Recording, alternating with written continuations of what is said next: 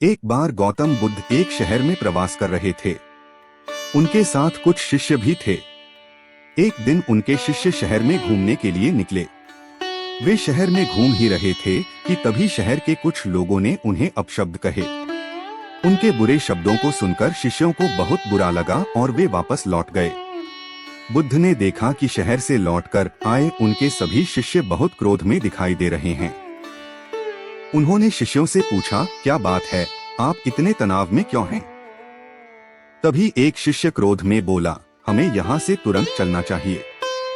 जब हम बाहर शहर में घूमने गए थे तो यहाँ के लोगों ने बिना वजह हमें बहुत बुरा भला कहा। जिस जगह हमारा सम्मान नहीं हो वहाँ हमें नहीं रहना चाहिए।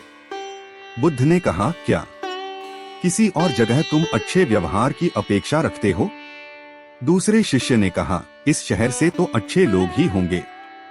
तब गौतम बुद्ध बोले, किसी जगह को सिर्फ इसलिए छोड़ देना ठीक नहीं कि वहाँ के लोग बुरा व्यवहार करते हैं।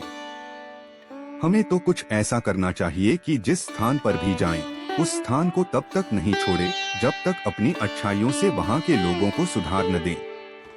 हम जिस भी स्थान पर जाएं, वहाँ के लोगों का कुछ न कुछ भला करके ही वापस लौटें।